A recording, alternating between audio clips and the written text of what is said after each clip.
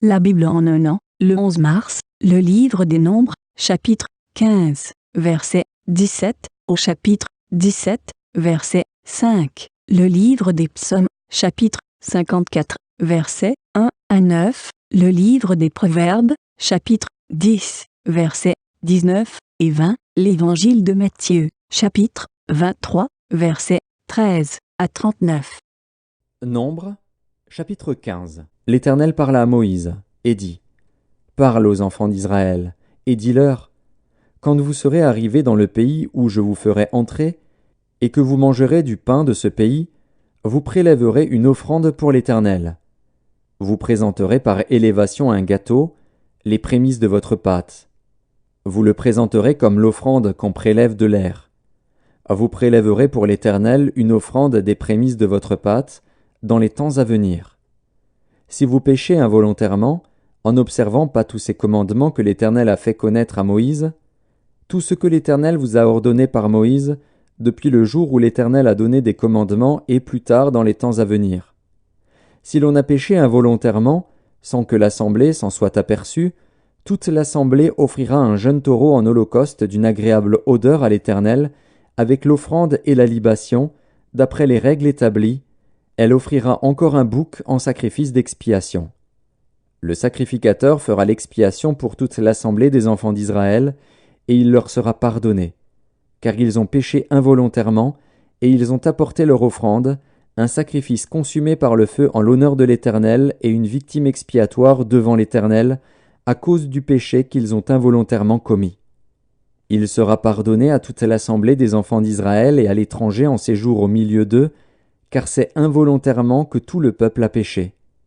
Si c'est une seule personne qui a péché involontairement, elle offrira une chèvre d'1 an en sacrifice pour le péché. Le sacrificateur fera l'expiation pour la personne qui a péché involontairement devant l'Éternel. Quand il aura fait l'expiation pour elle, il lui sera pardonné. Pour l'indigène parmi les enfants d'Israël et pour l'étranger en séjour au milieu d'eux, il y aura pour vous une même loi, quand on péchera involontairement. Mais si quelqu'un, indigène ou étranger, agit la main levée, il outrage l'Éternel. Celui-là sera retranché du milieu de son peuple. Il a méprisé la parole de l'Éternel, et il a violé son commandement. Celui-là sera retranché, il portera la peine de son iniquité. Comme les enfants d'Israël étaient dans le désert, on trouva un homme qui ramassait du bois le jour du sabbat. Ceux qui l'avaient trouvé ramassant du bois l'amenèrent à Moïse, à Aaron et à toute l'assemblée. On le mit en prison, car ce qu'on devait lui faire n'avait pas été déclaré. L'Éternel dit à Moïse : Cet homme sera puni de mort, toute l'assemblée le lapidera hors du camp. Toute l'assemblée le fit sortir du camp et le lapida, et il mourut, comme l'Éternel l'avait ordonné à Moïse. L'Éternel dit à Moïse : Parle aux enfants d'Israël, et dis-leur qu'ils se fassent, de génération en génération, une frange au bord de leurs vêtements, et qu'ils mettent un cordon bleu sur cette frange du bord de leurs vêtements. Quand vous aurez cette frange, vous la regarderez, et vous vous souviendrez de tous les commandements de l'Éternel pour les mettre en pratique, et vous ne suivrez pas les désirs de vos cœurs et de vos yeux pour vous laisser entraîner à l'infidélité. Vous vous souviendrez ainsi de mes commandements, vous les mettrez en pratique, et vous serez saints pour votre Dieu. Je suis l'Éternel, votre Dieu, qui vous ai fait sortir du pays d'Égypte pour être votre Dieu. Je suis l'Éternel, votre Dieu. Nombres, chapitre 16. Coré, fils de Jitséar, fils de Kehath, fils de Lévi, se révolta avec Dathan et Abiram, fils d'Éliab, et On, fils de Pélet, tous 3 fils de Ruben. Ils se soulevèrent contre Moïse avec 250 hommes des enfants d'Israël, des principaux de l'assemblée, de ceux que l'on convoquait à l'assemblée et qui étaient des gens de renom. Ils s'assemblèrent contre Moïse et Aaron et leur dirent : C'en est assez, car toute l'assemblée, tous sont saints, et l'Éternel est au milieu d'eux. Pourquoi vous élevez-vous au-dessus de l'assemblée de l'Éternel ? Quand Moïse eut entendu cela, il tomba sur son visage. Il parla à Coré et à toute sa troupe, en disant : Demain, l'Éternel fera connaître qui est à lui et qui est saint, et il le fera approcher de lui. Il fera approcher de lui celui qu'il choisira.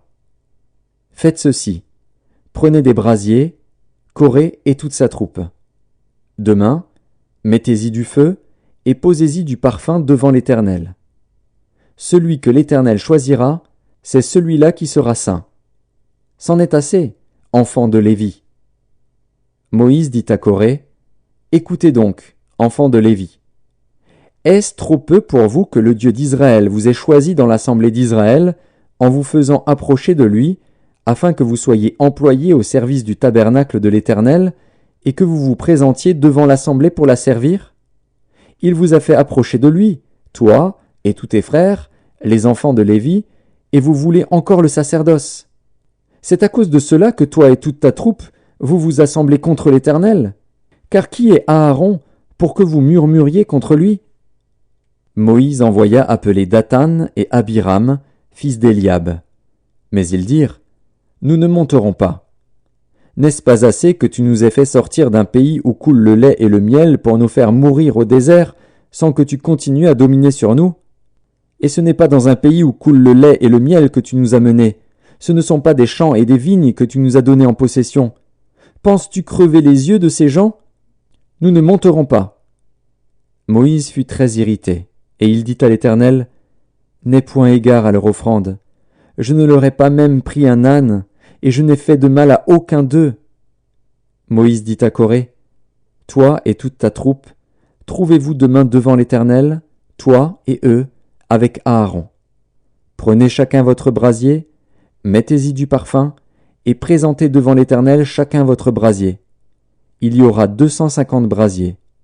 Toi et Aaron, vous prendrez aussi chacun votre brasier. » Ils prirent chacun leur brasier, y mirent du feu et y posèrent du parfum, et ils se tinrent à l'entrée de la tente d'assignation avec Moïse et Aaron. Et Coré convoqua toute l'assemblée contre Moïse et Aaron à l'entrée de la tente d'assignation. Alors la gloire de l'Éternel apparut à toute l'assemblée. Et l'Éternel parla à Moïse et à Aaron, et dit, « Séparez-vous du milieu de cette assemblée, et je les consumerai en un seul instant. » Ils tombèrent sur leur visage, et dirent, « Ô Dieu, Dieu des esprits de toute chair, un seul homme a péché, et tu t'irriterais contre toute l'assemblée? » L'Éternel parla à Moïse, et dit, « Parle à l'assemblée, et dis, retirez-vous de toutes parts loin de la demeure de Coré, de Dathan et d'Abiram. » Moïse se leva, et alla vers Dathan et Abiram, et les anciens d'Israël le suivirent. Il parla à l'assemblée, et dit, « Éloignez-vous des tentes de ces méchants hommes, et ne touchez à rien de ce qui leur appartient, de peur que vous ne périssiez en même temps qu'ils seront punis pour tous leurs péchés. » Ils se retirèrent de toutes parts loin de la demeure de Coré, de Dathan et d'Abiram. Dathan et Abiram sortirent, et se tinrent à l'entrée de leur tente, avec leurs femmes, leurs fils et leurs petits-enfants. Moïse dit, « À ceci vous connaîtrez que l'Éternel m'a envoyé pour faire toutes ces choses, et que je n'agis pas de moi-même.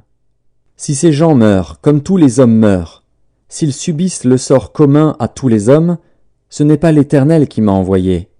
Mais si l'Éternel fait une chose inouïe, si la terre ouvre sa bouche pour les engloutir avec tout ce qui leur appartient, et qu'ils descendent vivants dans le séjour des morts, vous saurez alors que ces gens ont méprisé l'Éternel. » Comme il achevait de prononcer toutes ces paroles, la terre qui était sous eux se fendit. La terre ouvrit sa bouche et les engloutit, eux et leurs maisons, avec tous les gens de Coré et tous leurs biens. Ils descendirent vivants dans le séjour des morts, eux et tout ce qui leur appartenait. La terre les recouvrit, et ils disparurent au milieu de l'assemblée. Tout Israël, qui était autour d'eux, s'enfuit à leurs cris, car ils disaient, « Fuyons, de peur que la terre ne nous engloutisse. » Un feu sortit d'auprès de l'Éternel, et consuma les 250 hommes qui offraient le parfum. L'Éternel parla à Moïse, et dit, « Dis à Éléazar, fils du sacrificateur Aaron, de retirer de l'incendie les brasiers et d'en répandre au loin le feu, car ils sont sanctifiés. Avec les brasiers de ces gens qui ont péché au péril de leur vie, que l'on fasse des lames étendues dont on couvrira l'autel. Puisqu'ils ont été présentés devant l'Éternel et qu'ils sont sanctifiés, ils serviront de souvenir aux enfants d'Israël. Le sacrificateur Éléazar prit les brasiers d'airain qu'avaient présentés les victimes de l'incendie, et il en fit des lames pour couvrir l'autel.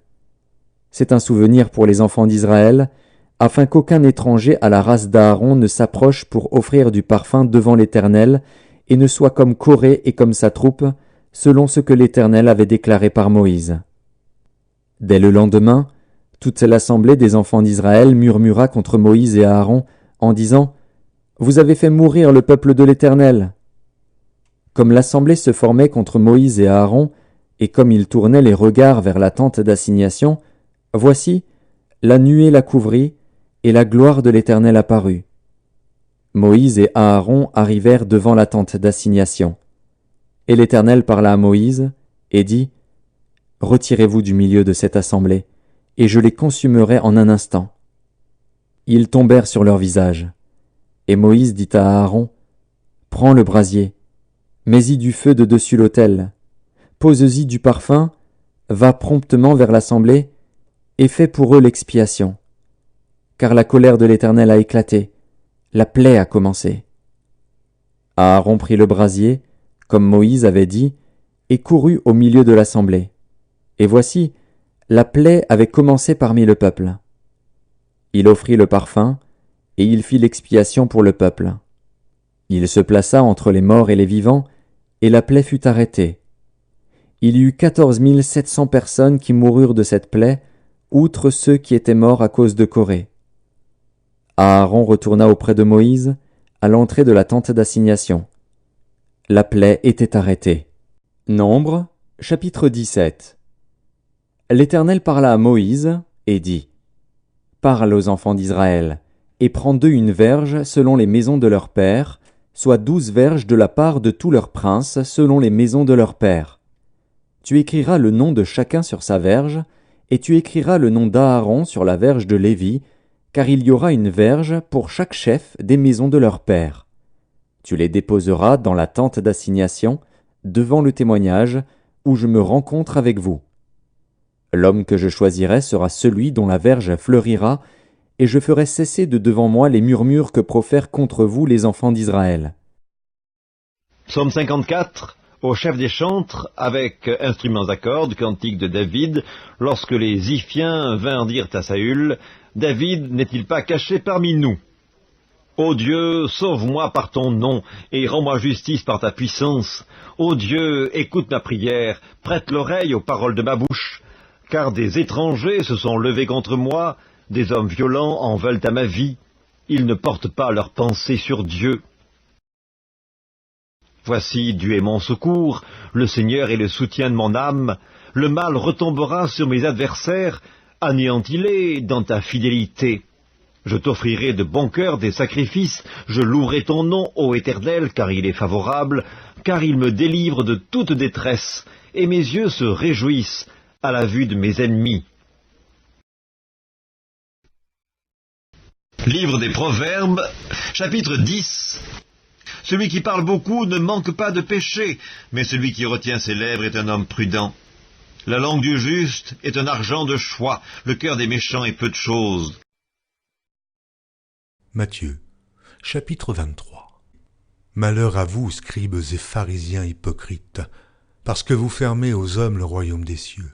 Vous n'y entrez pas vous-même, et vous n'y laissez pas entrer ceux qui veulent entrer. Malheur à vous, scribes et pharisiens hypocrites, parce que vous dévorez les maisons des veuves, et que vous faites pour l'apparence de longues prières. À cause de cela, vous serez jugés plus sévèrement. Malheur à vous, scribes et pharisiens hypocrites, parce que vous courez la mer et la terre pour faire un prosélyte, et, quand il l'est devenu, vous en faites un fils de la Guéhenne 2 fois plus que vous. Malheur à vous, conducteurs aveugles, qui dites « Si quelqu'un jure par le temple, ce n'est rien. Mais si quelqu'un jure par l'or du temple, il est engagé.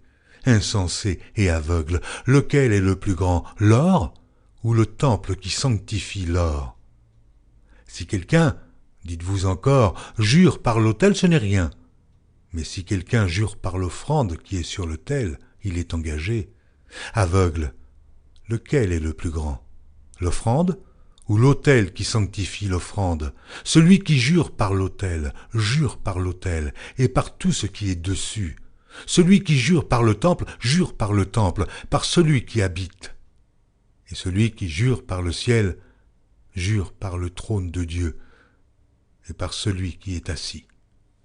Malheur à vous, scribes et pharisiens hypocrites, parce que vous payez la dîme de la menthe, de la nette et du cumin, et que vous laissez ce qui est le plus important dans la loi, la justice, la miséricorde et la fidélité.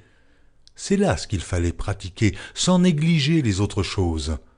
Conducteurs aveugles qui coulaient le moucheron et qui avalaient le chameau.